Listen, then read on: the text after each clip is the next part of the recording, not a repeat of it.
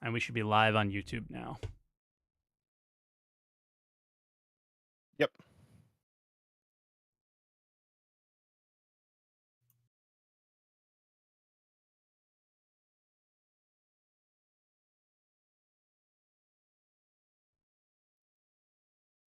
All right.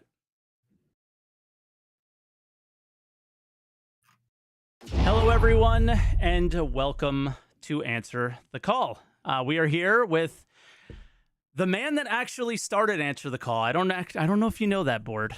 I don't know if you remember this all these years ago. You literally started this podcast. We got on a Discord call and just talked about something, and I was like, I want to do this. I want to do this as a podcast myself.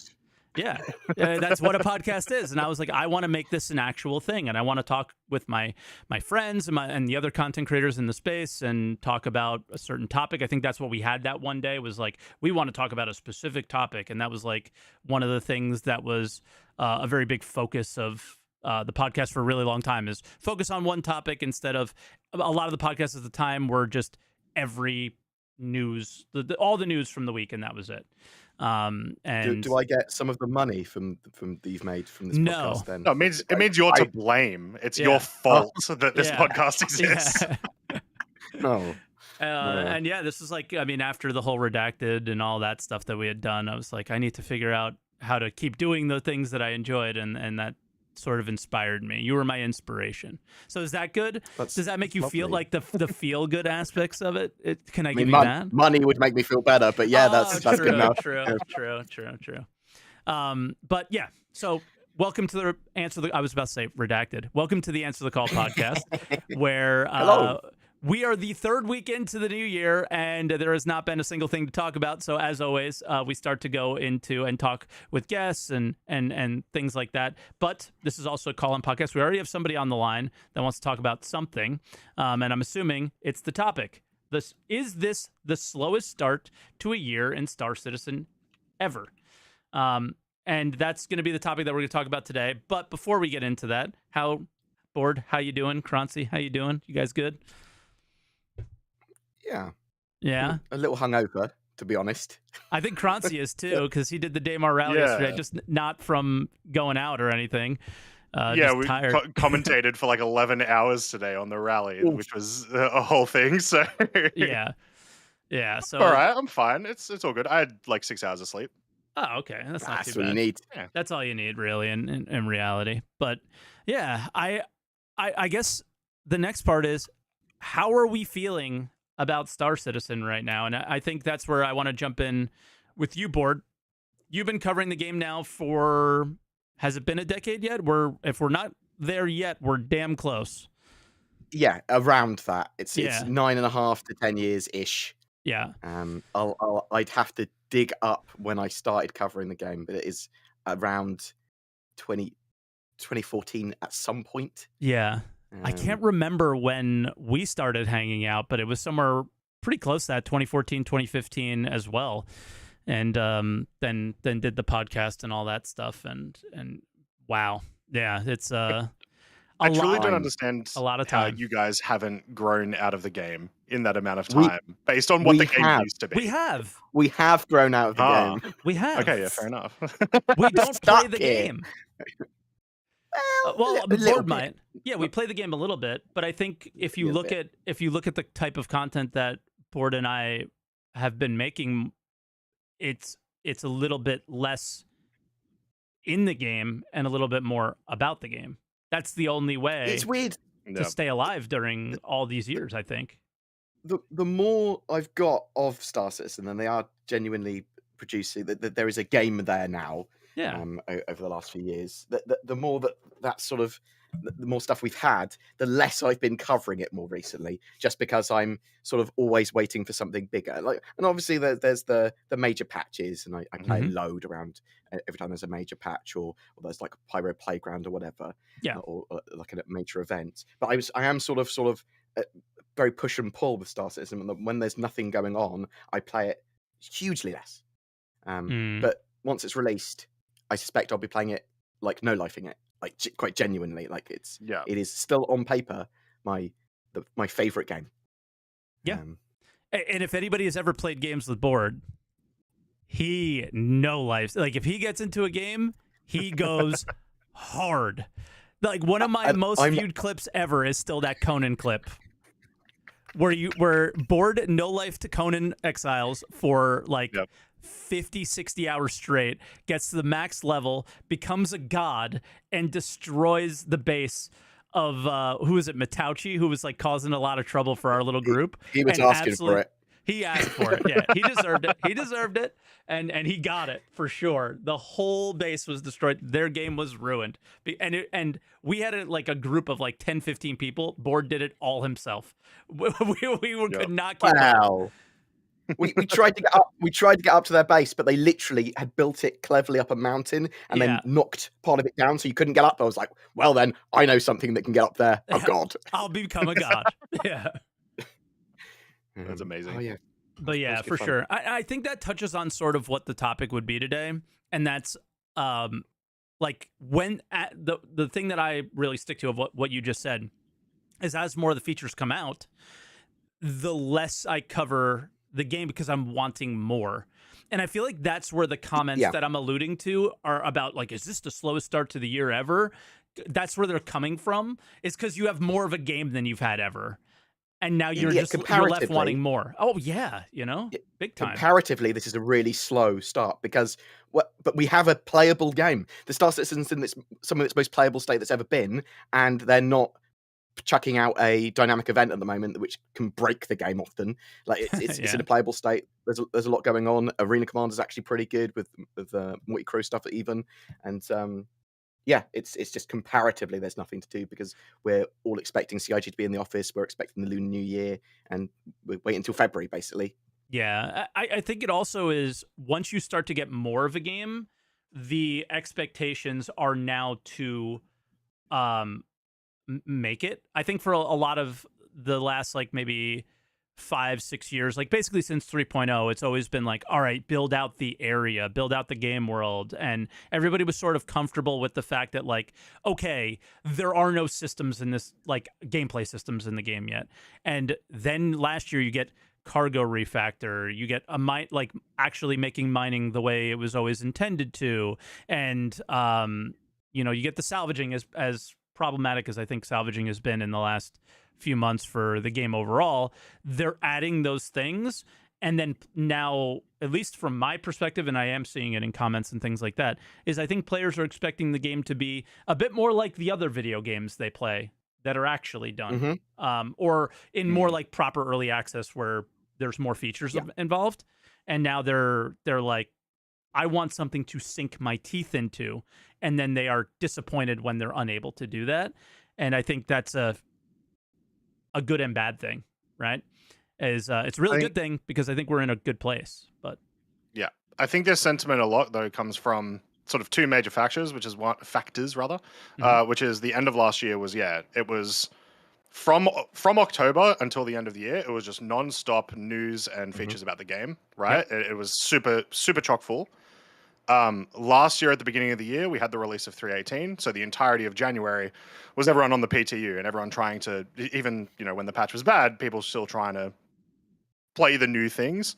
The previous year, we had a rotation of, I think it was just 2 dynamic events. I think it was Ninetales Lockdown and Xeno Threat over and over again, like each day. So, and the economy was okay at that point. No one was insanely rich, so you actually kind of wanted to do it. Like, people were incentivized. Yeah. And this January, there's nothing. There's just actually nothing new and fresh to do at all. Yeah, I think there was a jump town over the holiday break, but again, because might have been because of the whole like salvaging thing. I mean, you go to jump town, nobody was there. you know, so it was definitely a weird one. I just want to know because I'm seeing it in the Twitch chat. How do you sign up to call in? It's very simple. !Discord in the Twitch chat or discord.gg/SaltEMike. And you just pop into, there'll be a little green circle. You pop into the green room and you'll get sorted in to call. We'll take a couple callers today on the subject, or if you have anything you guys want to ask Bored or us, feel free. There might have been a load of people at Jumptown. How would you know? They're all invisible. That's true. Is that still a thing? Yeah. I don't think so. It's certainly not as bad as it used to be. The Yeah, invisibility and people dethinking, but that does not mean it does not happen regularly. Still, like, Yeah, no, still very much exists. Oh, Something that we experienced a lot today. ugh. really? That Yeah. sucks. Yeah. That actually sucks because for me, I still think JT is the pinnacle of the dynamic events, and the way to do it for now Mm. is hey, go here and allow players to interact with each other. Yeah, it's got a short turnaround and short payoff, right? You just go bam, nice little closed gameplay loop. Yep, Go and do it. but also maximum player interaction. Whereas Xenothreat was way more NPC versus player and a little bit of player working together stuff, which I thought was awesome. And yeah, it's just that of the dynamic events, that is the one I enjoy the most, because you kind of never know what's going to happen. Your experience is always going to be different. You know what your experience was going to be at Xeno. You sort of knew what your experience was going to be with Ninetales. It wasn't going to work, because that was the experience with that dynamic event, unfortunately, was that it just broken and it sucked. But with JT, you just never knew. Were you going to come up to a conga line? Were you going to come up to an org that was just fully prepared? Was an A2 bomb going to drop on you? It was just always different. I thought that was very... That was original. multiplayer. Original Jumptown felt like that as well, right? Yeah. You didn't know what you were going to get there. Whereas Yep. current Jumptown is very much sort of like it's combat. Yeah. I don't get the queuing anymore or anything like that. It is just almost always combat. No, because there's better ways to make money now. The queuing happened because the casual player was looking to make money in the quickest and easiest way possible, and that is done in ways that you never have to interact with anybody anymore. You could just do it all in your own little bubble, and no one will ever find you with the like salvage missions, doing ERT bounties, things like that, which are, as some of you may know, are now completely nerfed on the PTU. The ERT thing, that meta is now gone. Whatever the next meta is, I assume is RMC from Pickers Field to Hurston or something like that.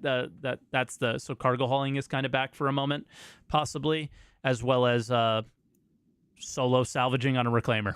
those are your two metas to make money. And again, those are very single player, not as coming together involved as JT was. Like JT was, I thought it was just perfect for a while. But yeah, I think that kind of touches in on that subject. Is this the slowest start to the year? To some extent, yes, but for reasons that are good, because the game is actually it's the slowest start on the most feature complete Star Citizen's ever been. Yeah. Right? Like, yeah. And it's not 3.18. We're actually able to play. We're not going, well, we're not bored. We're just unable to play during 3.18. It's like, yeah, that was. I mean, that I don't think that was happening. 3.18 didn't drop until like March, right? Something like that, to live when everything really fell apart. So even last year at this time, we had a live patch that was like meh, and everybody was in the PTU going, oh my God, persistence. And what was happening was, I think, like, that was hyping the game up too at the time. Like, people were hyping themselves up for what 3.18 would be when it went live. And then it went live and the game punched everybody in the face.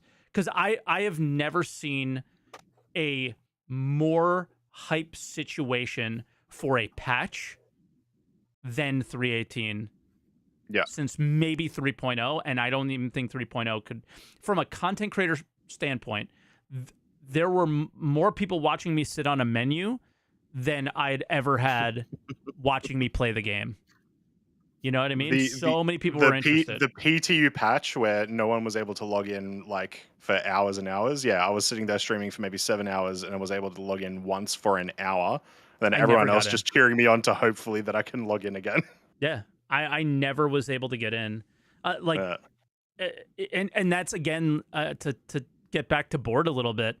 The style of content that you've made over these years that I think have allowed you to survive this long. I mean, outside of Super Mac Brothers, I don't think anybody has been making YouTube videos consistently for as long as you have in the game. I think people have come and gone since you.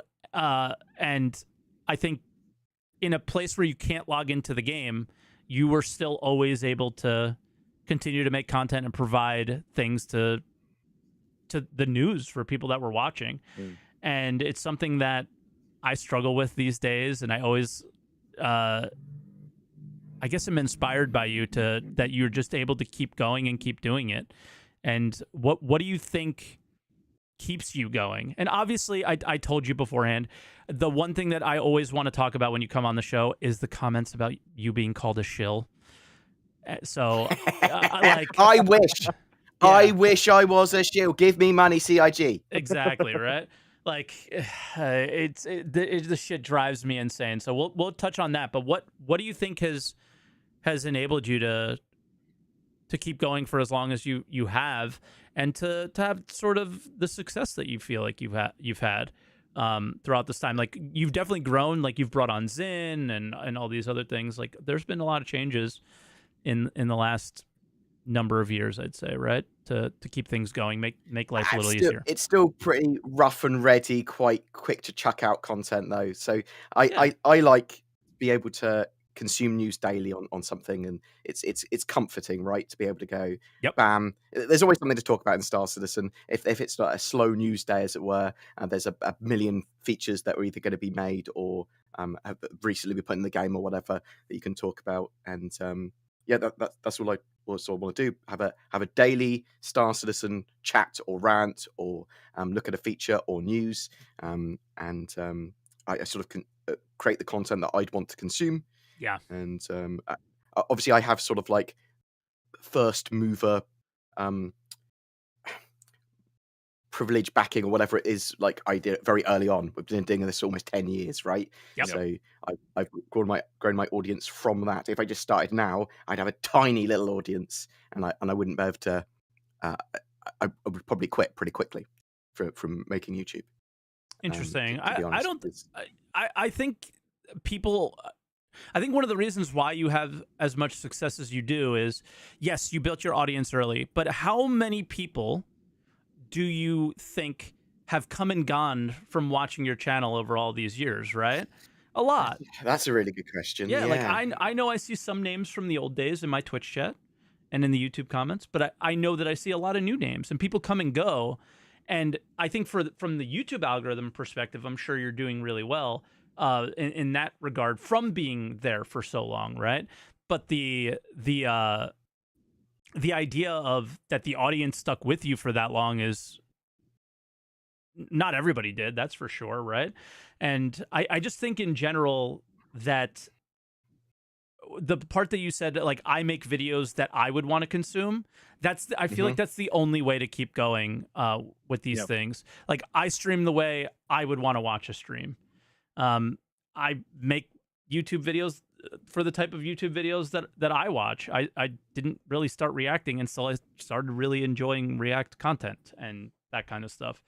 And I definitely, when I play other games, I watch guides for those games, and then I really want to make guides for Star Citizen more and more and more. So yeah, I think that's one way of doing it. What about the shill comments? Every single I have.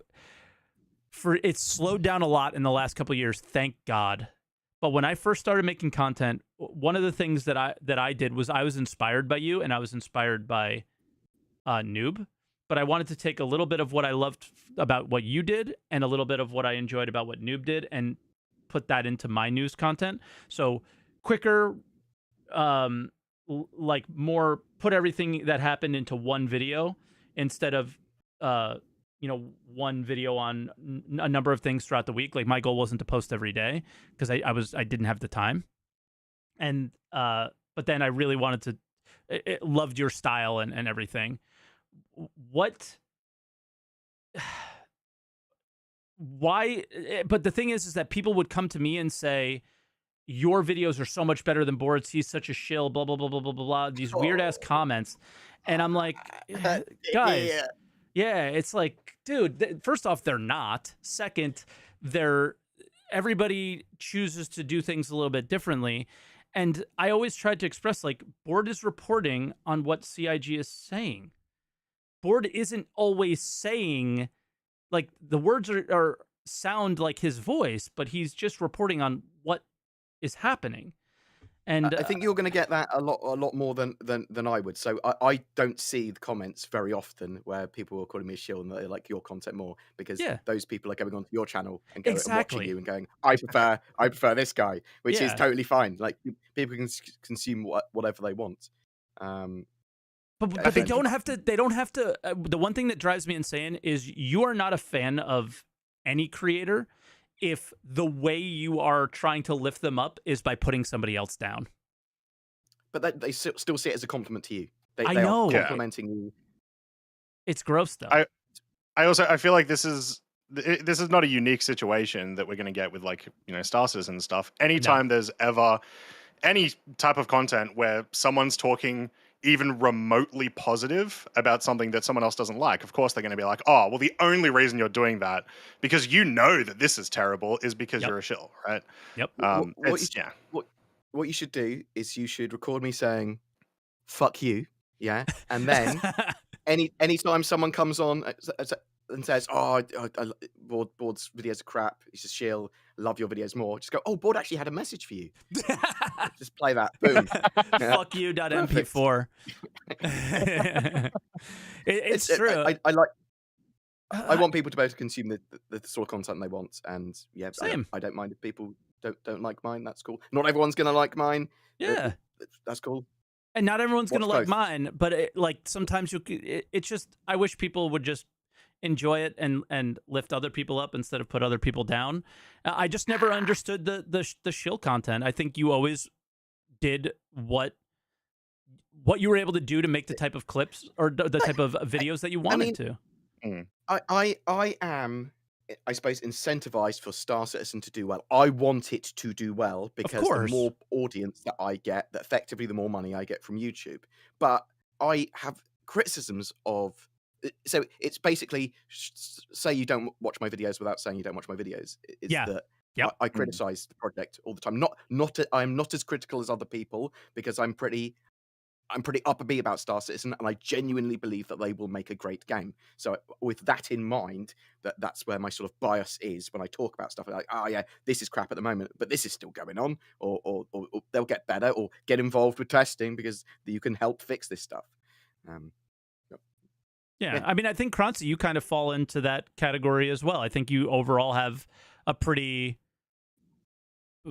optimistic take on a lot of things. Where, you know, if I was to say, I'm not convinced personally that they can make a great game because they haven't proven to me that they can make a great. They won't pay you if you say that. They won't pay you. Well, apparently they already do, and I've been saying it forever. But I just, they haven't put anything in the game that proves to me that they could. And in 10 years, I would have hoped that they would, and I'm still hanging around with the hope that they will. I hope they will, but they still got to prove it to me. But that would be my only difference in that case. And I think Croncy falls along the line with you a little bit of just more being optimistic on things. And being a shill, yeah, of course. He was in out of all of us, I was in this an guy ad. was in a Star Citizen commercial for a ship that they sold. So who's the shill here? I mean, actually, you, Croncy. Yeah. Yeah. But Actually, I openly admit that, so that's okay. It's true. Yeah, it's true. It's fine to be a shill as long as you're open and honest about it, right? Yeah, like, of course. If CIG were paying me or they did some sort of paid promotion or anything like that, just talk about it. It would be a joke. People that go, oh, he's a shill, and the fact he doesn't say he's a shill is proof. Like, what? Yeah. Oh, the gymnastics there. Oh, I know. Anyway, so the slowest start to the year with BoredGamerUK. Such a lovely title. Sorry, we got off. We sort of got off topic, but it was it's something I still want to talk to Bored about. Bored. Yep. But yeah, it's good to get his perspectives on stuff, so especially because, you know, Bored was one of the first creators I started watching for Star Citizen, right? And I feel like there's a content. Yeah, and yeah, exactly. Yeah, the shill's got to stick together. But yeah, I'm sure there would be a lot of people that are in the exact same boat, and so yeah, it's good to get that perspective. True. I am going to address. I'm noticing like you guys are a bit lower now from our initial audio thing, so I'm just going to mess with your audios a little bit. Chat, let me know and make sure that we're all good here because I believe that I'm definitely louder than you guys now, just looking at the levels. So hopefully I get it right here. But now, given, I think we've addressed that it's probably a different year than we've had in terms of like pace and stuff like that. This week coming up after today, this is it. ISC should be back. SCL should be back. After Citizen, maybe. Roadmap in a week and a half, right? Like, yeah, it's like all supposed to be happening now. We're getting back into the swing of things, right? And the one thing that I always notice is if we don't have Jared on screen, there's nothing to talk about. You know, say what you want about Jared, but the content is what I know I like to consume personally from Star Citizen. I know it's what, Bored is making videos about, at times Croncy as well, like updates on certain things, right? Like this is what keeps this game alive. We have a server with playable game, but what keeps the conversation alive are those videos. And not just that, but we have a very interesting and exciting year coming up. How are you guys feeling about, so we had a slow 3 weeks here. How are you guys feeling about the rest of the start of the year? Because we might be having a totally different conversation 4 weeks from now, right? We might be. I'll let you go first, Bored. How are you feeling about things? And where do you think we might be 4 weeks from now? So there's a load of genuinely cool stuff that they're trying to get in game for the first 6 months of the year, because they've been showing off all the stuff from CitizenCon. Yep. They've got things like the persistent hangars and all the cargo stuff. There is a ton of Squadron 42 sort of features that they're bringing over to the persistent universe. We're a little unsure though what's actually going to be in 3.23 for the sort of end of March patch at the moment. Yeah, and we haven't had a roadmap update yet for it, but roadmap update this week.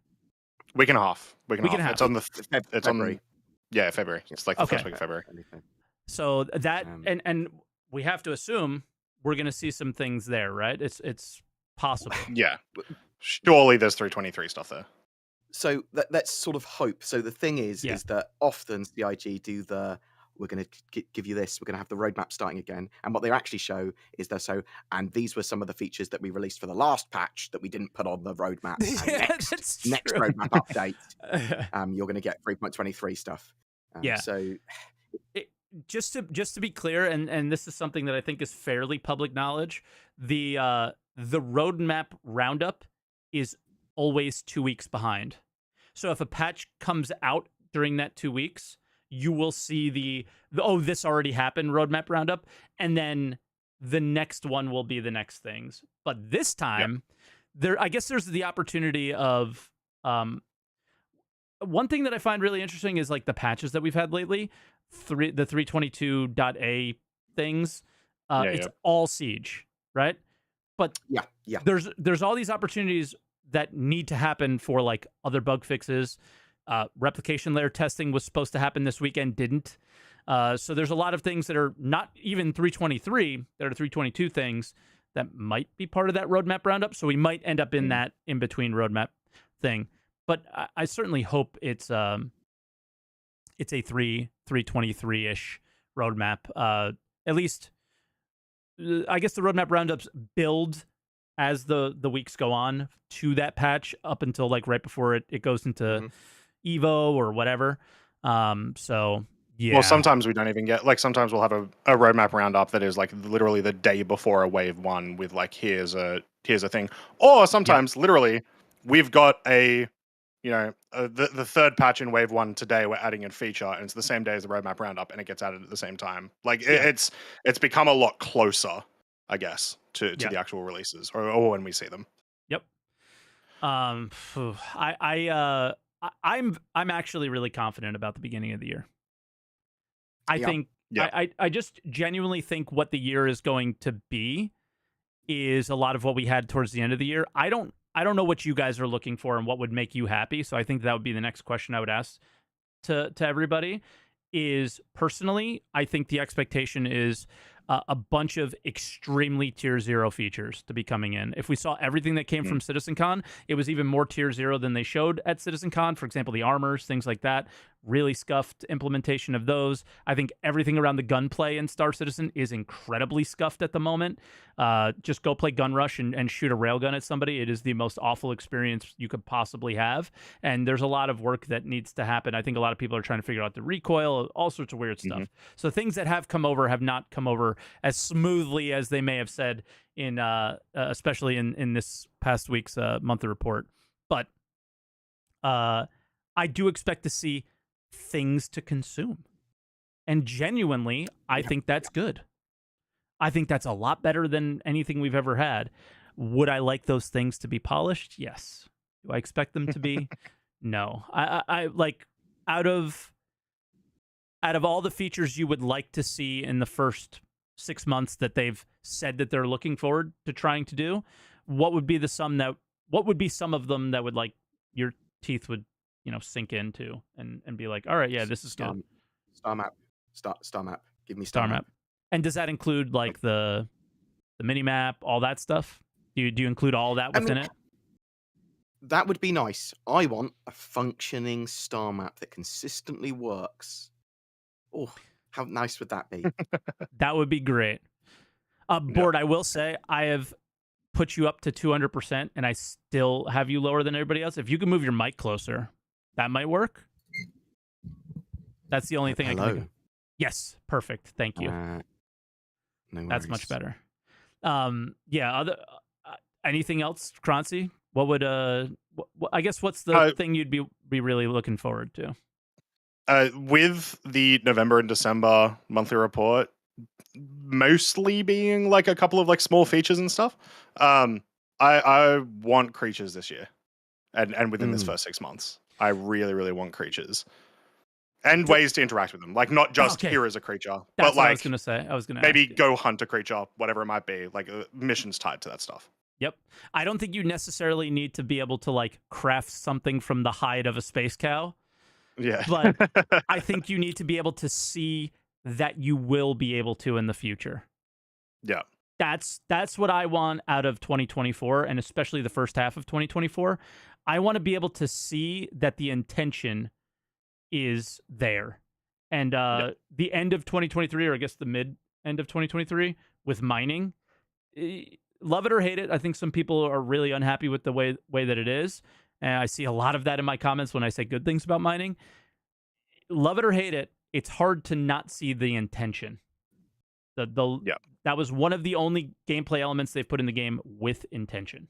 Of like, this, we're doing this to fit within crafting at some point in the future. And I was like, damn, thank God somebody's doing it, because it's hard to see that in every other aspect of the game at that point. And you kind of see it a little bit with salvaging, but not as much. I think I want to see more of that intention there with that as well. What about last year we had the pyro play test. Do we think I think do we I won't say will we see will we jump to pyro in 2024, because we would just be purely speculating and guessing and nobody would know.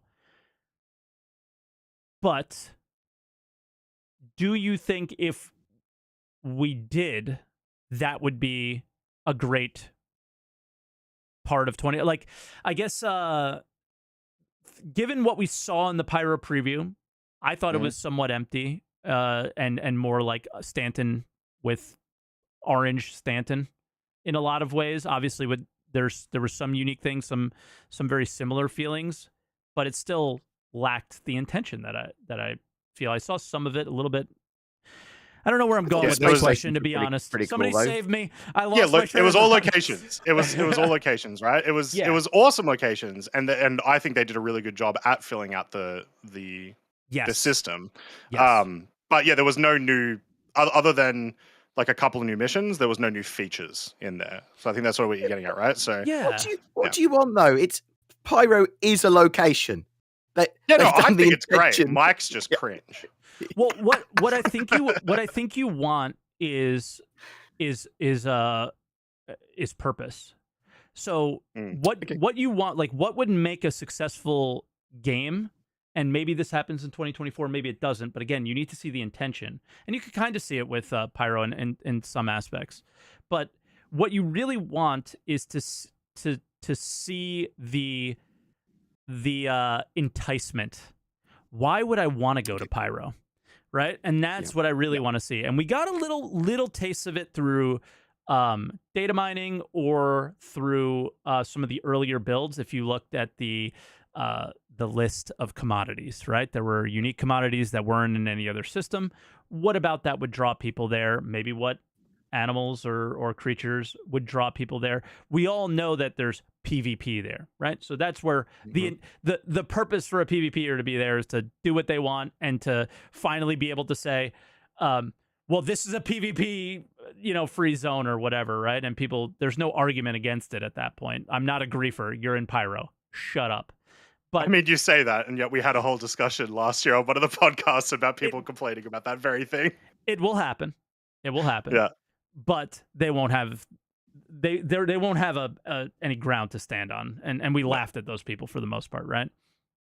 But yeah, that's what I hope to see out of whatever the next Pyro playtest is, because I don't believe we're gonna jump from the last Pyro playtest straight into a jump point into Pyro, right? And that's the other thing. What do you guys think about or especially Bored, since I'm sure Croncy and I have talked about it quite a bit already? How do you feel about the end of the year, the test preview channel? How do you think it's going to be utilized this year? And I think that's one of the things that will prevent, personally, is these really slow starts and these really dead times. They just have all these options. I mean, they even tried it this week, right? I mean, I think we're going to see Pyro play tests, replication layer tests, and server meshing tests throughout this year. Yeah, that sort of makes sense, right? So I do think CIG were sort of roughly planning to get Pyro in game with jump points by summer ? Also, Squadron 42 is 2 years away. No, we're always expecting stuff like that, and as you rightly said, we don't know for sure. Like it'd all be speculation at this point because of CIG's previous records on stuff. Yes, But I guess the that question that I replication would ask is if you were to get something, what would be good? What would not be great?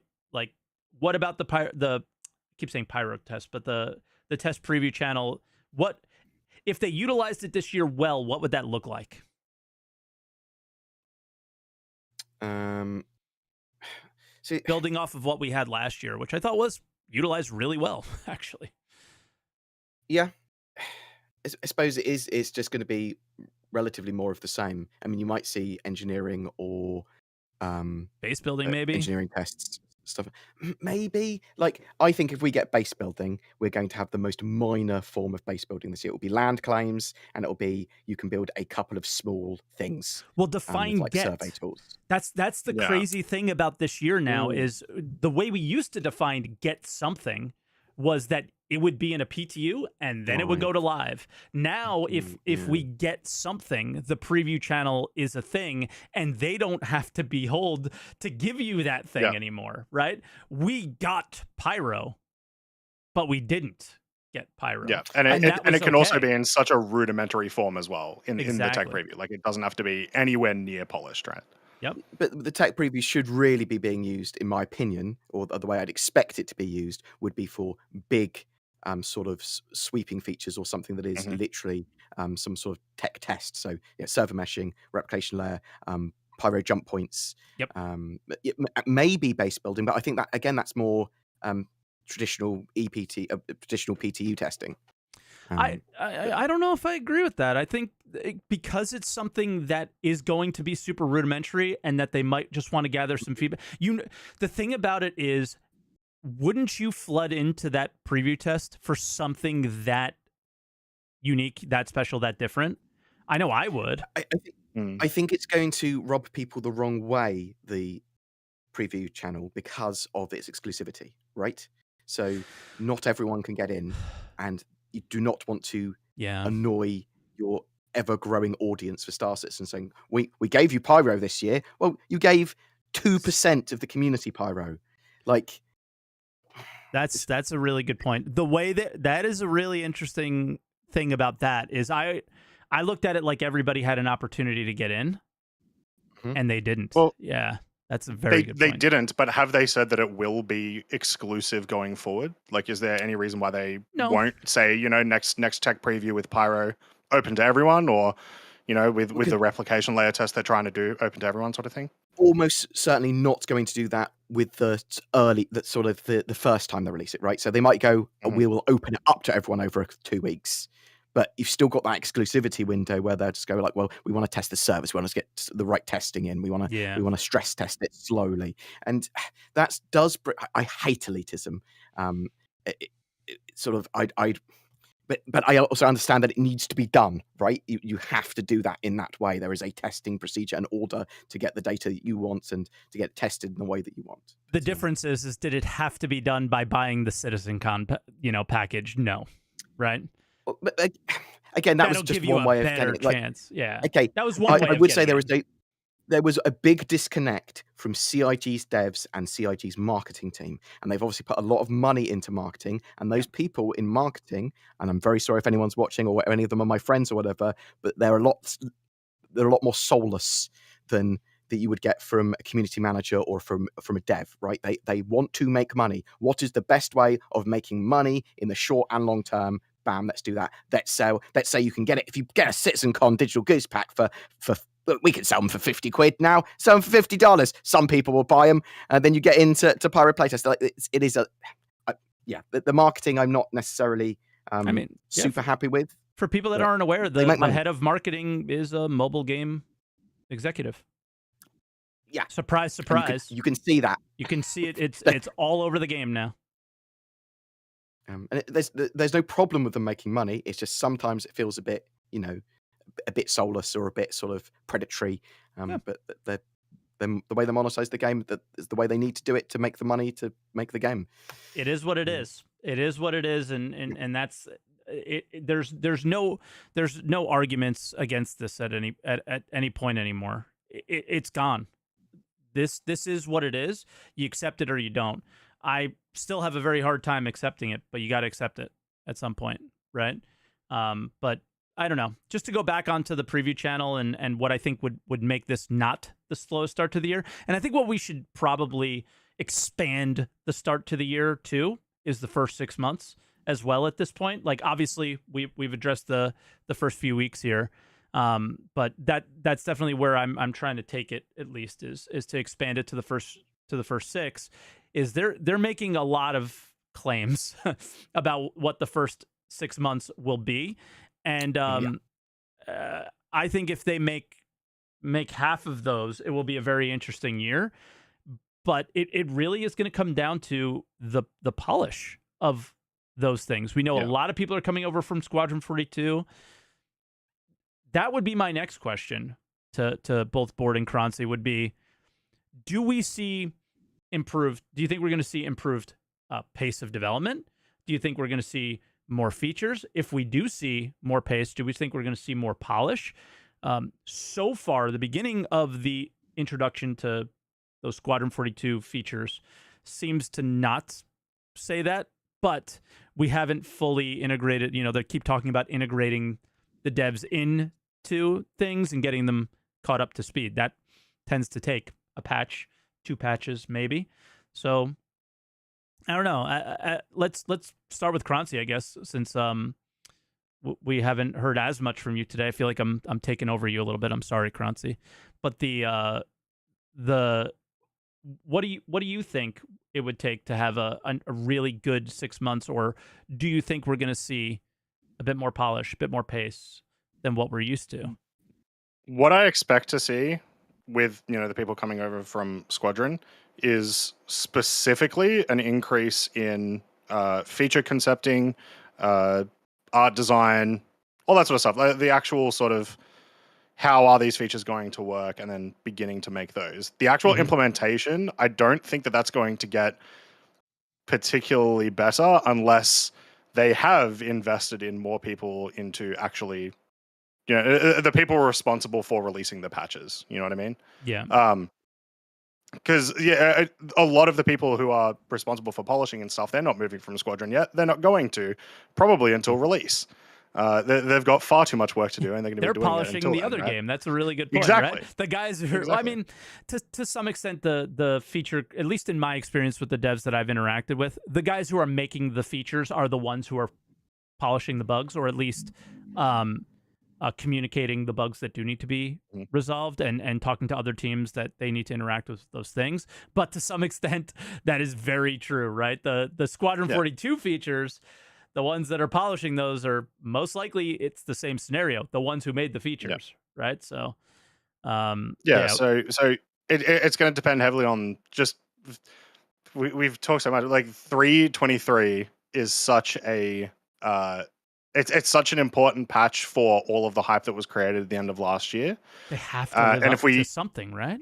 if we see even one major feature from CitizenCon released in 3.23 in a decent state, then I think that sort of that solidifies a lot of their hype over what they can do in the first 6 months. I think is creatures that for you is now that might be. I for just you. like creatures. I don't think Yeah. that's the one of the major CitizenCon features. I just think they're cool. Yes, of course. So if I guess before we move on to Board's feelings, what would that look like for you then? For what would a successful 3.23 look like?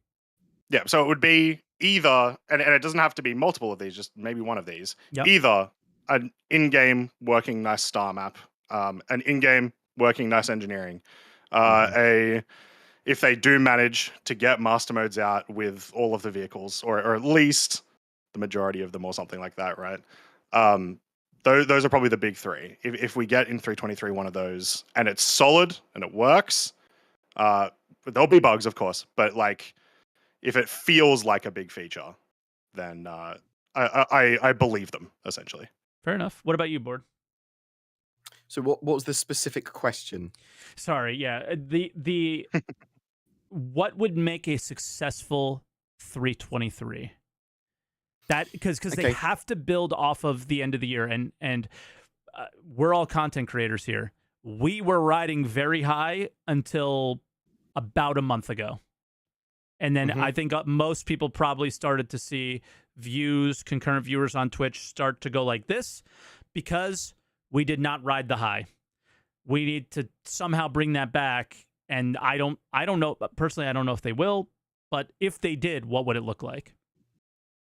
We need to see one of the as you guys were saying, one of the big features that they sort of promised showed off at the end of the year or at CitizenCon. So something like the elevator, freight elevators, something like engineering or bounty hunting. Even I mean, I know that that's something they haven't really talked about for a little while, but I do think we're quite close with bounty hunting version 2.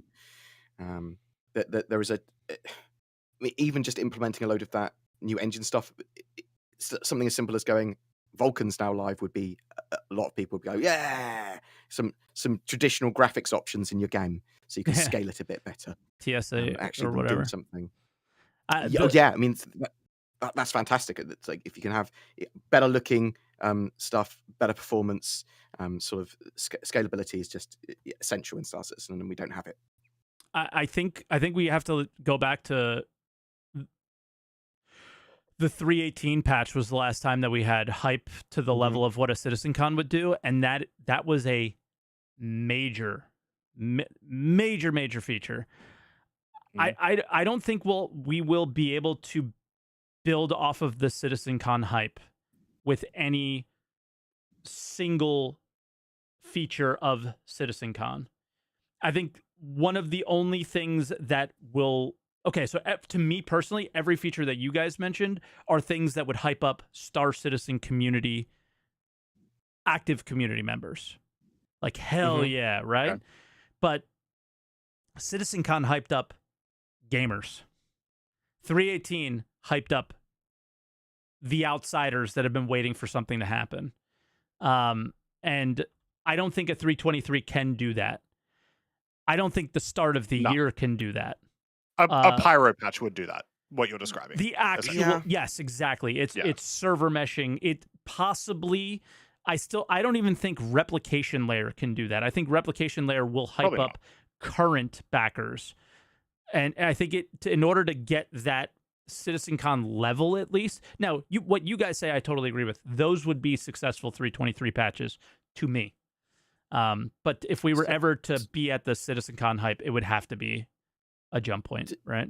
To get that sort of hype, so I think you need Squadron 42 release. You need the game to be closer to beta and much more playable for the Yeah. casual. I say casual for big streamers. If you get some big streamers or big content creators that don't cover Star Citizen playing it and going, "This game is great," and playing it for a few months, then the game moves into sort of mainstream.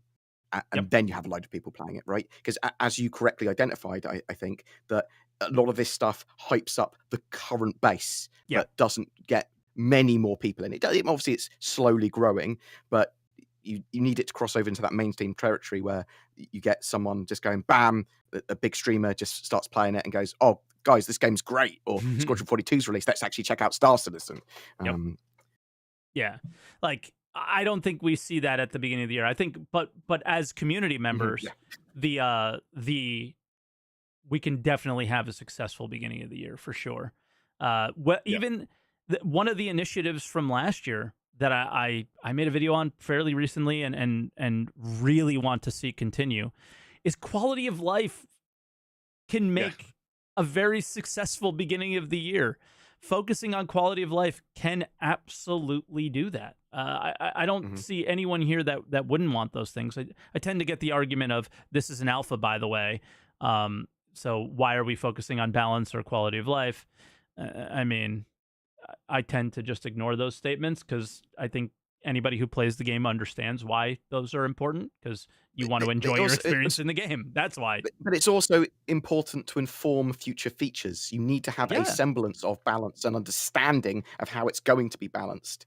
And you do that by doing it, right? So exactly. It kind of goes back to what I was talking about, my lack of confidence in their ability to make a good game. When they focus on the balance and show that they understand like what makes a fun experience, then you're like, okay, they get it, right? And to some extent, I'm starting to see that with some of the recoil things with FPS, to say, hey, I think we need to have the time to kill a little bit higher. Dying so quickly is not a great experience for players. Obviously, it's had its issues that people have addressed, but those are the things that I want to see. I want to see them throwing noodles at the wall and seeing what sticks. I want to see them. That's what for me, that would make a successful 2024. I want to see them continue to try things and seeing what works.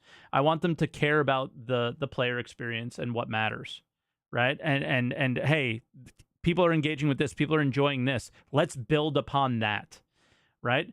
And that's, again, like going all the way back to Jumptown.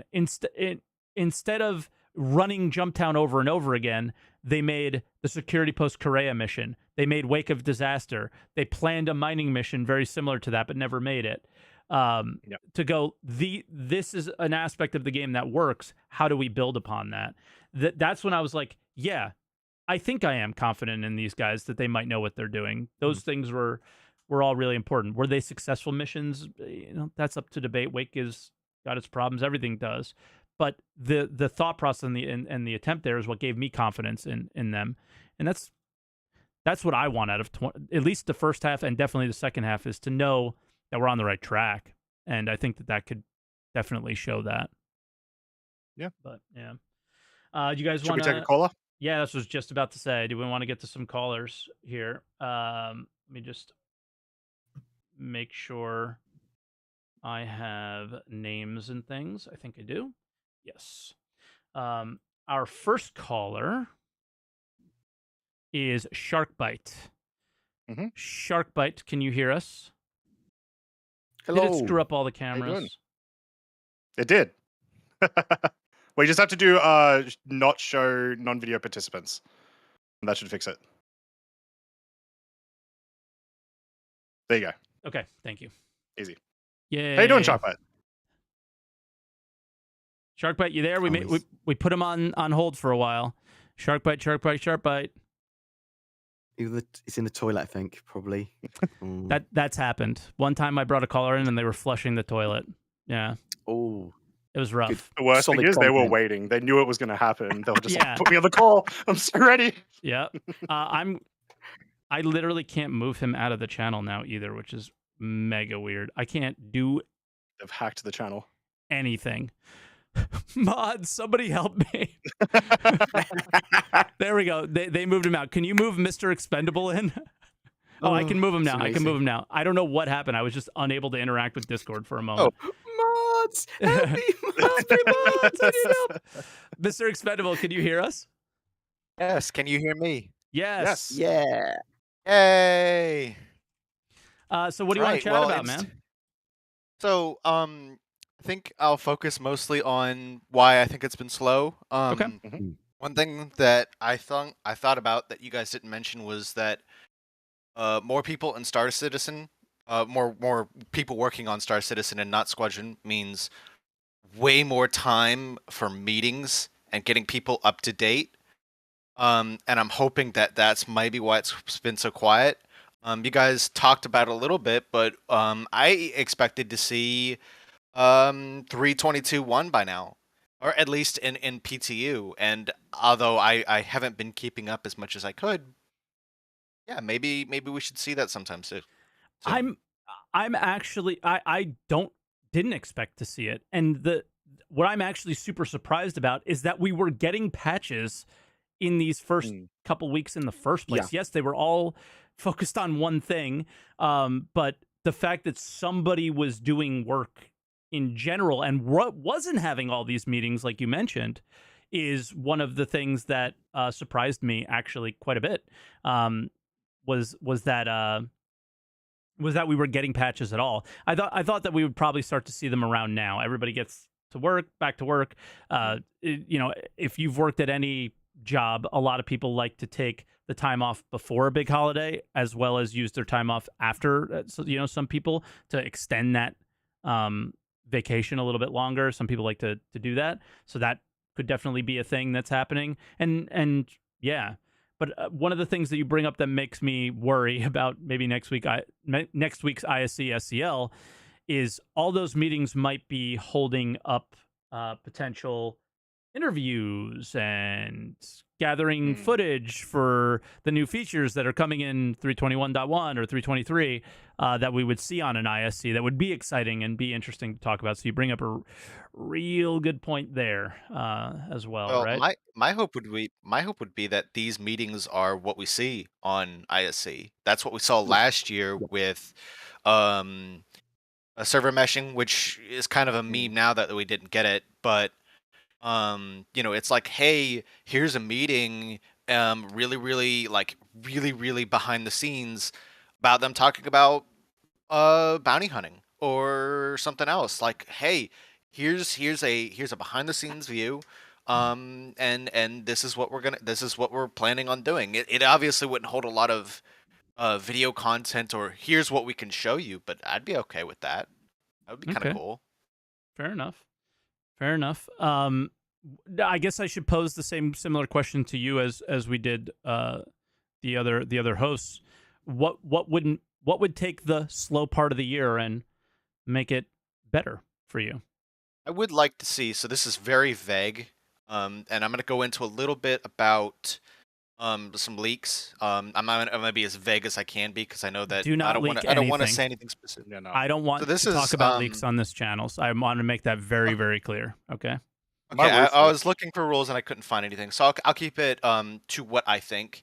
So one thing that we obviously have seen is that people have gone to Star Citizen or come to work at CIG and they go to Squadron 42, right? We know that for a fact. That I'm not going to say any more than that. What I'd like to see is as people are coming back, I'd like to see a better effort. That's the best way I can describe it. If it's not successful, that's fine. If it's what does a better effort look like? If they just more polished. Here's something we're gonna want to try. Here's anything and everything, really. Okay. Like here's this. You have 1,300 people, and most of them are working on Star Citizen now. I want to see 1,300 people worth of work, or maybe like 12 or 1,100 people worth of work. And I just don't feel like I've seen that in the past couple of years, which is fine because of Squadron, but you can't use Squadron as an excuse as to why we don't have more stuff. And Is again, it doesn't anyone have to be any. concerned? Is anyone concerned that, as you were talking about earlier, I think Croncy said about the polishing of Squadron, that obviously a load of people are moving over from Squadron to Star Citizen. Uh, Is there going to be a selection of the people that do a lot of polish for the Persistent Universe and other things that we're working on the Persistent Universe, actually some of them moving over to Squadron to help finish it out? And if so, will that potentially damage elements of the game throughout the year? I feel like it's unlikely, right? Okay. Because you're essentially comparing, people that are preparing patches for an MMO live service versus the single player, Okay. right? It's theoretically a different skill set. So, yeah, I'm not concerned.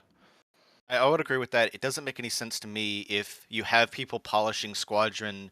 Why would you pull somebody from somebody from the PU and bring them over to Squadron to have them to catch up and then start polishing? It's like, Okay. maybe a day, maybe a week, so like for something really specific because they know they can do it. But I can't imagine they'd pull people over like that. Do you know what I hope happens is that the Squadron people, because the people who moved over to Squadron, we know that it was like the actor feature team and Richard Tyrer and like these honestly big and really important teams. What I hope is that they're coming over from Squadron, and it's not the way that we're communicating it, it's the other way around. They're coming back from Squadron and saying, this is the process in which we're going to be making this game now. You guys have been holding the ship for as long as you could, as well as you could, given the very limited resources you have. We're coming over and telling you how it's going to be done. Yes, you teach us how it's going to be done, maybe in the multiplayer environment, but we're going to tell you, this is the art style, this is the UI, these are the goals. We focused on the goals over in Squadron. Now we're going to all deliver them together, because honestly, most of the heads of the really important gameplay teams, whether it was ship flight, flight experience, whether it was gunplay, whether it was actor and gameplay, it seemed like they were all focused on Squadron. So now they have to tell the people who have been holding the ship up with, like holding all the plates, as one person, that take some plates from them, but tell them, this is how we're going to plate this dish, and this is how we're going to make the the meal. I'm 100% agree with you. I think that that better effort statement, a lot of it can simply be like, can we have some Squadron stuff, please? Like I'm starving over here, and I can see Squadron has an entire buffet. Can I have some of that, please? I don't want Squadron stuff. I want PU stuff. The Exactly. Squadron Well, stuff yeah. they showed was like a lot of, all right, we have a better interaction system. We have better, a little bit better gunplay. We have a better star map. I want them to come over and start focusing on what we do and why we do it. And I hope that becomes the focus of these teams. Is yes, initially the focus has to be, let's take the stuff we were working on over there and make it work over here. But after that, I'm really curious about the second half of the year, actually, for that kind of stuff. Yeah. I mean, I agree with you. I don't expect to see these 1,200 people worth of work in the first half, but in the second half, you're like, yeah, come on, let's get on with it. Yeah, for sure. I've been really hoping to see. One thing that I will say though is for me, the first big news of the year was that we do not have people working on Arena Commander anymore, or not to the same team. It's not the same team, or it's lesser, and that was like, that's not better effort. That's the opposite, right? This is something they've been doing for a while. Depends on how you look at it. Yeah, and it's I mean, yeah, because these guys were great and they did great. What was your priority? Well, for me, I want to see gameplay that is easier to do. Arena Commander is that. I was hoping to see more because I had never played Arena Commander until they updated it a couple months ago, and I was like, hell yeah, this is my new daily thing that I'm gonna do. And then they said, oh no, we're moving people out, and I was like, I kind of wanted to see Theaters of War. I wanted to see stuff where vehicles, like land vehicles, could come in, and I felt like this was the easiest way to do it. And they said, no, we're gonna move people to the PU, and I'm like, well, if we see Theaters of the War in the PU, that's what I want. But how are we going to see that sooner than we would in Arena Commander? I don't think so. Well, I yeah, feel like not anymore. I feel like, after Mike and I talked about it last week, I was thinking about it a bit more, and I think that the sort of judgment call of we've had these devs making this very popular mechanic or a feature, whatever, and we have the opportunity to bring them into the PU and do like PU focused features, is an important one, especially because the amount of people that I've heard, I do not care at all about Arena Commander. And they're wrong. Arena Commander is great. But the amount of people that I have heard that just don't care about it even remotely, it was probably the right call. It's just a little sad for those of us that enjoy it. Yeah, I mean, I try to play Gun Rush at least once a day, every single day. A couple rounds of it. I love that game mode. It's my favorite. It is it's so jank. It's so toxic. It's so fun. I love it. But I wish that they would build upon that and other things. But Bored, you look like you were going to say something, so go ahead. No, I absolutely love Gun Rush, but Yeah. basically for the same reasons you said. It's a fun, arcadey, dumb mode for me that excites me to play it. And it is jank, it is buggy sometimes, but it's actually pretty good fun. Yeah, it's great. Like, no matter how much I want to punch my chair by railgunning somebody 4 times in the chest and them not dying, I still have a great time playing it. And for me, Arena Commander wasn't done. They're not done. And they showed that there's something there, and they're not done. And that's the disappointing part. But it really depends on the perspective of how you look at these things. And I can't believe I'm the one here that is really looking at this as like possibly an overall positive, is that the focus has to be on the PU. And if you want to look at them going, yeah, they just ripped apart the Arena Commander team, you got to look at why. And it's because they're 100% focused on the thing that I wish they were focused on for the last 10 years. They're finally focused on it with 100% of their energy. And that's a big deal to me. And that's a positive for me, as negative of an experience as this will be for those devs, for the game mode, and for the people that enjoy it. I think their heart is in the right place, sadly. And I don't know what else to say to that. I think it's just it has to be this way. It sucks. Yeah. But going back onto my point of better effort, I'd really like to see, I think I've said it before, but I really want to see more. I guess going back, one thing that I wanted to point out was I just want to see more stuff in the PU, like physical, like here's a thing, here's a thing, here's a thing, here's a thing. And when I say stuff, I don't mean like gear or items. I mean like missions. Actually, that's one thing that I'd love to see more is missions, because it's like, for me, I don't really like the FPS. I like playing the arcade stuff, but for me, FPS is like, if I want to go play FPS, I'll go play an FPS game. But I like trading. I like missions like that. I like salvage. I'm more of an industrial player, and we don't really have industrial missions, including cargo running. And they're like, oh yeah, by the way, with cargo elevators, we're looking at doing cargo missions. And I'm like, please, like even some basic cargo missions, like have some more things. One thing I don't think we'll get this year, but I feel like because it's coming from Squadron, we'll see stuff about it, because that's what Squadron is more missions with people. Like, I know that's vague, and there's probably some special term for it, but like, I want to go talk to somebody, and he can be like, hey, listen, we got this cool thing going on, and you should join us. And then you go and you do it, and then so on and so forth. And I know that has been abandoned to a certain extent, but I'm hoping we can see more of that, even if it doesn't come to the game this year. But if it does, obviously I'm expecting second half of the year. So, I've been playing a lot of Bethesda games. I want to see some Bethesda game stuff, like obviously not the bugs, but everything else. Let me go do a multi-part mission. Let me go do a heist, or maybe, well, we already have heists in the game, but to a certain extent. But let me go do this. Citizen Con Let me go heist, do you that. mean? Yeah. Yeah. Like, I remember those missions from CitizenCon like a couple years back.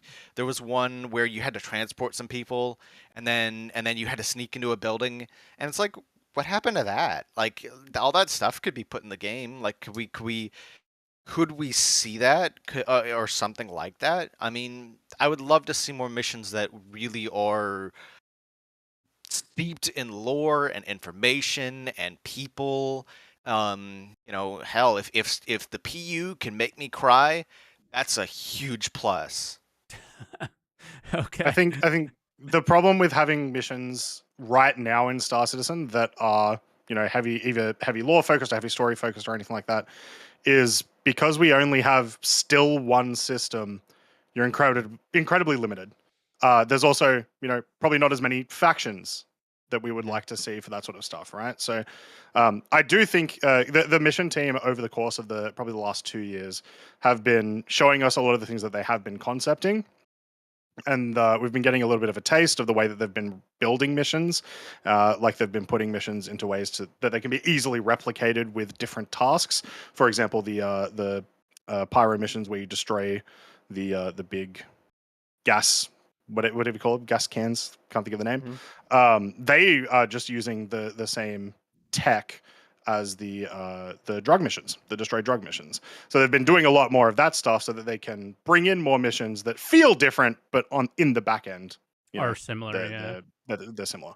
So I'm optimistic that we're still going to get a solid amount of missions this year that'll be fun, but I don't think we're going to get anything really in depth for still years to come. We're going to have at least a couple of systems and a better reputation system. My argument is always we always need server meshing to know what the boundaries of the game can provide, how many players per server, how many NPCs actually working before they can actually develop anything. But expendable, there's a few other colors on the line, so let's try to make this the last. Okay, I'll go ahead and wrap up. I'm just gonna say that big thing, better effort from bigger teams. I'm gonna just say thank you guys, SaltEMike. You're the best. SaltEMike and Bored, you guys are the best news creators Get for wrecked, me. Croncy. I don't watch Croncy stuff yet, but I'll give it a try. Croncy does more news technically stuff I do. than I This do. is his stuff too, right? This is his True. stuff too. So I technically watch his stuff. Yeah. But you guys are great. Better effort for the new year, hopefully. And that'll be it for me. I think that this is my second time. First time was for CitizenCon last year, and I didn't realize until you brought it over to YouTube that it fit pretty well into my schedule. So I'll hopefully be doing this more often. Hell yeah, nice. Well, we look forward to having you. So have a good one, Expendable. Yeah. Thank you for your call, and Nice we'll to talk catch to you you, soon, mate. hopefully. Yeah, cheers. All right. Later. All right, we'll ban him. Ban him. Get it out of here. Get him out of here. We'll try to get Sharkbite in here. Hopefully his mic is working okay now. Shark, can you hear us? Yes, I can hear you guys. Can you hear me? Yes. Hello. Okay, cool. Yeah, no, I was here the whole time. I use Steel Series for my mix, and it's been glitching out with my drivers, so it cut my mic. Don't buy Steel Series. Yeah. The keyboard's great. That was amazing. No, they just need to work on their stuff. All right. Just wanted to say hi to you guys. It's been a while since I've been on. I tried to get on during CitizenCon, and it was super busy. And then, that was insane. The last couple times I tried to get on, it's just been either my schedule or you guys have only gone through a couple callers or whatever. But I'm glad to be on. Yep. I really like the new format. It's great. Croncy, dude, yesterday you're announcing like you had to fill so much dead time. See, we brought him in to make Croncy feel better after the last caller. That's why we brought Shark yeah. in. Loved watching that. That was a great race. Can't wait to see the results. That'll be fun. Bored, hope your knife's still working well. How's it is. holding up? I've been oiling it with mineral oil. Okay, tell me about this. What's this all we need about? to know this. Go ahead. Sharks, he smithed me a knife. Yo, that's crazy. That's awesome. Like a chef's knife? Yeah, a that's awesome. Definitely. That's so sick. Exactly. Oh, that's super cool. Nice. You're a blacksmith, Steel Sharks? Series is. Yeah, there we go. Yeah, I've been forging for 13, 14 years now, teaching for 3 or 4. Sick. And back in school now, so I don't have as much time, but really enjoy doing it.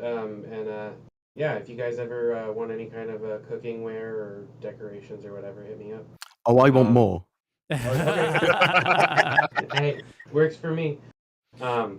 Sharks, your mic But- is glitching out for sure. You sound like you're very, very far away from it, just so you know. So I turned off Steel Series because it muted me again. Let me open it back up. Okay. Yep. I'm afraid of what's about to happen. I can hear myself. I just heard you twice. Oh, me. How's that? Let's see now. Can we? Okay, Okay, testing. We're good. seems good. Okay, cool. So as far as the slow start stuff, I'd rather than make a slow start and get their planning and everything in order than like make announcements they aren't able to stick to. And it seems relatively stable right now. I'm back in school now, so I haven't been able to test as much. It's like as soon as I hit Evocati, then not able to get on at all anymore. But that's the way things work. For me, a successful first half of the year would be the star map engineering or the hangar elevators. Any one of those 3 would be awesome. I think the hangar elevators is going to be the big one. I think that's the one that's going to make it. It looks the most polished from everything they showed. And I think it's going to be the most impactful of the features that they showed at CitizenCon that are likely going to make it in, unless I'm missing something really major. I mean, it changes. I think you're right, everything. especially like the economy team, which once again is still a relatively new team. The fact that they're looking at freight elevators, or they were looking at freight elevators in November and December for economy purposes, and everything they've been doing so far has been what is happening to the game right now. Yeah. I think that's a good tell that it's probably going to be the feature. And generally, that seems like it would be the last thing that you would do, right? Like the feature has to be in place somewhat for you to be like, yeah, so it'll cost this much to do this. It'll be, take this much time to do that. And yeah, it seems like the polish is the economy of it, right? Yeah. Yeah, man. As far as there's an exploit that they need to get on top of that a lot of people don't know about. And it's not massive, but if you take an Adagio mission, any of the basic salvage missions, then you aren't trespassing in any area that Adagio holds, including any of the illegal missions. Yeah. Oh, interesting. Yeah, you just have to take a random one. It's been that way since the first doesn't matter mission. what it is. Yeah. And you could just go freely and pirate and do whatever you want to do. It's there's a lot of permissions issues with it, and the law system is super, super complicated. It seems simple, but there's so many of these like crazy edge cases, and they just work through them gradually over time. But we definitely have to suffer through that working for sure. Yeah. Let me see. Okay, my mic I think is back. It's not. It dropped again. No, it's not. No, it hasn't Awesome. been the whole time. But just go ahead. I'm working with you as best I can. Yeah, sorry about that. I'll try and get it. I just updated it. You're all good. As far as Arena Commander, the last time I checked, the turrets were not usable. Let me turn my gain up. Is that better? Nothing's better, but just keep going. You will never be better. You are the opposite of a Steel Series shill. So just keep going. We got you, bro. Okay. The turrets aren't really usable in the secondary seats as far as Arena Commander is concerned. The glazing makes it impossible to see your targets. And then also, I think they should have an option for the pilot to confirm if someone wants to join their ship. Oh, true. Yeah. Yeah. I think last week crafting, or you mentioned it at least. I think that any ship with like a 3D printer like the Carrack that has a manufacturing station should be able to eat the construction material blocks or the materials in future. Should be able to put them in. So you can like feed them in and then be able to print out stuff, weapons, ammo, etc. That would be sick. Yeah, and then I think the 600i needs one when they update it eventually. Wait, why does the 600i owners think that ship is supposed to do literally everything? What is with 600i owners? It's an explorer ship. It's like the Carrack Light. It doesn't have as much room as the Carrack, but it's the 600i. It should do everything. It should. Yeah. Look, it should you've got to. dogfight. There's It should do it got to all. be a nerf to it. It's got a lounge, No. Mike. I don't want to upset any 600i enjoyers. I'm sure that ship will do everything. That they're a powerful crowd. I don't care. Yeah, The 600i should be the one of the pinnacle platforms for personal transport, and that's really all it should be. That's how I look at that. That should be the touring one, but the Explorer should have a little more utility. I think anybody asking for Explorers to do anything, I think people who want their Explorer ships to be good should be spending their energy telling CIG to make exploration. Yeah, that's probably the better place to spend your energy personally. But I get where you're coming from. Don't get me wrong. The Carrack has the 3D printer, and if the Carrack has it, so should the 600i. I get it. So I'm not trying to make you feel bad about that. So I know that's how it came off. I don't know. I'm an Origin fanboy. No one can make me. I just hate the 600i. Oh, then you shouldn't feel bad for that then. Though. You should definitely feel bad for that. I also love Drake. Origin, listen, Origin fanboy, Mike doesn't work. Classic Star Citizen player. It's okay. Real quick on the time to kill, I think that they should have it so that every body part has like a maximum amount of health that can be removed. You shouldn't be able to die from arm or leg shots. But I do think that should, once it's injured and hasn't been healed, then it should, you should only be able to go up to a certain percent like they kind of have it now. Okay. Well, here's the deal, Shark. Your mic is gradually getting worse over time. Oh, excellent. So if you don't mind, I would say wrap it up here, and we'll go to the next caller. And I really, really apologize because no worries. I enjoyed the conversation. I enjoyed the conversation. Nope. You gotta go now, Shark. You gotta go now, Shark. You gotta go. I hear myself. Okay. Bye. Sorry, Shark. It was lovely to talk to you. He was lovely. He was really lovely. Honestly, I feel really bad, but how I could not go any further with that. It's going to be really hard for them to hear it. I did the best I could with that one, Shark. I'm so sorry. We got one final caller. We'll take them for about 5 minutes, and then we'll call it. And they are Critical Chai. That's how you say that. The T, right? Chai T? Chai. Yep. Okay, Critical Chai. Can you hear us? Yeah, like chai tea. Yeah, exactly. Perfect. First time caller, I believe, right? Yes. Yes, welcome. Oh, yeah. Oh, wait, hold on a second. I had to mute the Understand. website. Okay. But hi everybody. Hello. We know you want to talk about the future of 2024, right?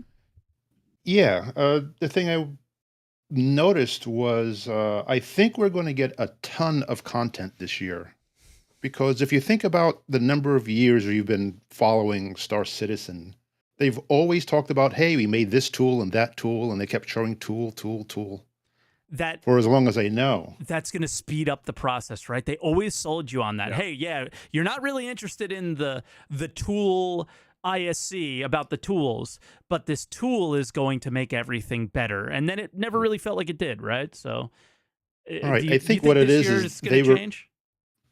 Yeah, I think the whole point was they were making the tools for all these guys when they finished with Squadron 42 to come over. They have the tools to start adding all the content we've been waiting for. Yeah.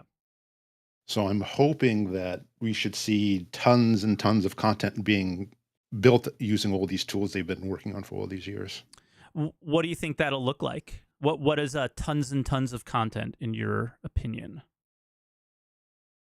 Well, currently I think I think they'll add a lot more bunkers, a lot more settlements, try to expand all that out. I know they keep talking about the bunkers are supposed to be like the space stations where they can add more and more rooms and modules and really extend it out. But, we've only seen the same 3 tiles for bunkers. So I'm hoping that they have some sitting in the background that they can, start expanding it out. But we'll see if that happens. But I think they will at least add more bunkers and settlements and other locations. And just sort of quickly on that, and this is for Bored and Croncy as well. My personal feelings are what we have in the game currently is actually we got a lot. There's a decent amount of stuff there, but there's not a lot of stuff to do with it. My hope would be that instead of making more, make what we have more interesting. And that's my hope of, hey, Squadron 42 people working on this really, really polished game, taking like all the unpolish and polishing.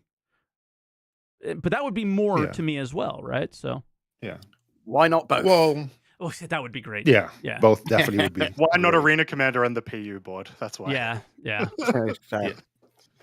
Yeah, it'd be nice if they kind of made stuff a little more in depth, because right now all the mission seems a little shallow. Like you can knock them out in a couple of minutes. You really can't sink your teeth into any of the missions right now. I wonder if missions feel shallow still, just because AI is super shallow as well, right? It's also an issue with reputation and economy. Like if you have a no proper major economy, goals. But, when that gets added. Yeah, and then feel free to continue. I have to jump out for literally 10 seconds, so I'll be off camera for just a few seconds here. I'll be right back, okay? But continue on with what you think would be good for the new year. Right back, guys. Critical? Yep. Yes. Sorry about that. But I got tongue-tied for a second. But yeah, I think if they extend out and add more depth to stuff, like extend out the size of the bunkers and add a little bit more to the settlements, or because I think some of the heists and other things add a little more depth and are a little more interesting, where you had to play with the cooling systems and hack and try to hold on to the terminals and if they add that to the Sorry, continue. No, I was going to say that if there was more room to do it in, because right now it's such a tiny tile set to do all of that, and it just doesn't, it's a little frustrating. So yeah, it kind of goes back to a bit what we were talking about with was it Sharkbite or the caller before? Someone who called us. The big thing in that aspect is that the missions that we have been getting more recently have been more detailed. They have had more aspects to them. My example would be any of the Reclaimer missions, especially the investigation Reclaimer missions, even the data heist, the money for nothing mission. So those aspects are coming into it, and I honestly kind of expect, and it's one of the things I'm hoping for this year, is that with the distribution centers, is that we do get those styles of missions in those style of locations, because then it does feel really full, and it makes me want to grind those over and over and over again right now. Yeah. I think even if you look at the stuff that we got with Pyro, there was a few, there was a little bit more there. You could even see that there was little power things that you might be able to interact with at some point, even though you couldn't yet. There was, again, what I keep talking about, intention, that you could kind of see that the intention starting to be there a little bit more. There were missions that were unique to there, but that could totally be happening in Stanton as well. There's no reason why some of those couldn't. So yeah, I think a big point that go ahead, Bored. Let's go to delivery. I had to go. I heard just to be clear, I heard a noise and I didn't know what the hell was going on. I was like, I got to make sure I'm not being broken into or something. But the thing that I was listening, I could hear the caller. I think you were talking about the underground bunkers always being the same, and just kind of, it'd be nice to have. Yeah, it's more. 3-4 tiles. Yeah, it's all, and the layout almost instantly, even though you went to a different one. So it's it would be nice to just have variety there as well, right? And I think that's something that they're really trying to focus on with the new stuff. The new stuff is so different with the settlements. Every location is entirely different from one another, even though they're using a lot of the same tile sets, right? So yeah. What'd you get, Bored? But it's just some food turned up. Oh, nice. So but yeah, continue on. I think the pyro settlements were kind of fun to, try to do the missions there, because the area is so spread out that it takes a little bit more thought and tactics to move around and explore and, get to all the objectives. Okay. So I think if they can bring a lot more of that to Stanton, that would be very cool. Yeah, for sure. But yeah, I think Critical. I think this is probably around the time where we would call it. Do you have any final thoughts on the start of the year, where you think the year is going to go? And again, I just appreciate the call, so thank you. Oh, you're welcome. It was great talking to all of you. Yep. And I think even though it seems slow, I know I've worked in big teams. It takes a little bit of time to get everybody up to speed, and they all have to learn how to use these tools. Yep. So I think, the first quarter will be a little slow, but then it'll just speed up and speed up and speed up. And once they hit their groove, then everything will, whatever they want to do will start getting added in. So we'll see, what they can invent using the tools they got. Fingers crossed, man. I'm a little excited to see what they do. I think everybody's got a bit of anticipation and excitement for what this new year is going to be. But all right, Critical, we'll let you go and we'll get the show wrapped up. So all right, take care, thank you so much for calling in, man. Cheers. Appreciate you. Nice to meet you, mate. All right, that was our last caller, and I guess we would go to final thoughts from you guys, especially Bored. What do you think? What do you think? Are you disappointed with the start of the year, I guess? And do you think you're going to feel the opposite midway and end of the year through? It's just this is a different year than we've ever had. If anything, it might not be the slowest, it might not be the worst, might not be the best, but it feels like it's going to be different, right? See, yeah, I'm a little disappointed. What it is it feels like almost when they were doing the run up to CitizenCon, where they go, we've got a feast for you, but we're going to starve you. We're going to starve you for a month or two. Yeah. Oh, great. My birthday cake's going to taste delicious, but I want it now. Yeah. It's a weird one. It's because of the lack of the Lunar Festival being effectively in February. It's because we don't have a proper point patch. It's because we have a fully functional patch that doesn't need much patching comparatively to other patches we've had at the beginning of the year. Yeah. It's a weird one. I'm a little disappointed just because I'm always going to want more. Even if Squadron 42 was released, even if we had Star Citizen version 1, I'm always going to want more. Of course. You're always going to want a little balance. You're always going to, like, every game you play nowadays is a live service. Even single player story games get patches and are improved. Right? Yeah, it's awful, but it is. You're always going to be left wanting improvements and wanting more. I think this is a little bit different. We just want it, like, to some extent, right? In a lot of ways, for especially the people that have been around for a while. But there's no doubt that you'll always want more. But there at some point, I think that there's going to be a point where you're like, yeah, I'm pretty happy, and I'm looking forward to that day, And I think that hopefully, me too. I think that's reasonable. Yeah, I think hopefully we see something like the start of that this year. I would love to see the start of that because I feel like we haven't just yet. CitizenCon makes me think that they want to do that, and I hope this year shows that they are trying to do that. Already teasing CitizenCon. Xylo tweeting out like yesterday or whatever. What was it? It was, can't wait for you all to see what we're already cooking up. Is it too early to ask you plans to go? Yeah, so he's excited.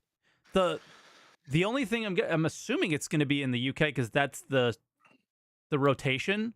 If they don't, I really want them to put Montreal in the rotation and put it this year, but we'll see. So it probably is the UK, but I don't know what they're planning. How do you plan now? What's the theme? They knew the theme would be pyro. Like, what would the theme even be? They might know. They might know something. It's going to be pyro again, guys. The theme's going to be pyro, right? I don't know. So it's really, that was a weird tweet for me, but yeah. I don't know. Croncy, what do you think? I like Star Citizen. Yeah, it's pretty sick. Me too. It's pretty sick. But I don't know. But like, I'm playing Valheim tomorrow. I'm playing Eve when we finish the podcast. Yep. Yeah, I don't know. It's as I sort of mentioned, the whole thing of it just being a quiet start to the year is just it's because it's a juxtaposition to the end of last year, right? Yep. So it's just we're in a weird moment where there's not much incentive for players to like grind in the live patch right now. So it feels a little bit boring, but it's also the start of the year. The only way that they could really improve it is by doing what they're doing and making patches. So yeah. I really want to hear what happens with the roadmap roundup and then sort of go from there. Yep. I'm very much looking forward to the This Week in Star Citizen this coming week, because this, again, is hopefully the end of the beginning of the year drought, and we start being able to just have conversations about what is coming this year, because this whole beginning of the year is where they change all the plans that they said they were going to do last year. So I just want to know where we're going and what we're doing. That's where I'm at. Yep. At least for the first month or so, I just want to know where do I look? What direction am I going in? What should I be interested in? What should I be looking at? What's coming? And we'll see. And hopefully it's a lot of the things that they said that they were working on last year. And hopefully it's not a lot of, crazy direction changes that we've seen in years past. But with that, Bored, you're a legend. You will always be an inspiration to me, and I will always consider you a friend. We've been through a lot over the years, ups and downs and all sorts of things, and Lee, I'll always appreciate if I'm you. an inspiration, please don't suddenly become a murderer or something and go, Bored with my inspiration. Okay, yeah, I promise. I won't blame that on you. I'll blame that on the YouTube comments. That'll be where I blame that one on. Because if there's anything that's going to make me go insane, it'll be the YouTube comments. But and then as always, Croncy, taking the podcast to the next level. So thank you guys, and thank you to everybody who's watching.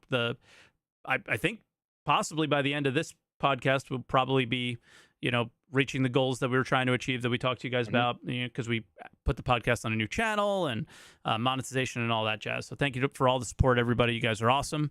And for the guys watching in Twitch chat, the usual, if you didn't catch the whole show, it'll be up on YouTube in just a little bit. If you're watching on YouTube, Twitch is there as well, so you can follow Bored, Croncy. All the links will be down below in the description for these guys there, so make sure you check out everybody. And I think this is where we do our cringe outro like we always do, Bored. I don't know if you've seen this yet, but you can't forget to answer the call. It's very, very important. Don't forget. Yeah. That is cringe. You're right. Yep.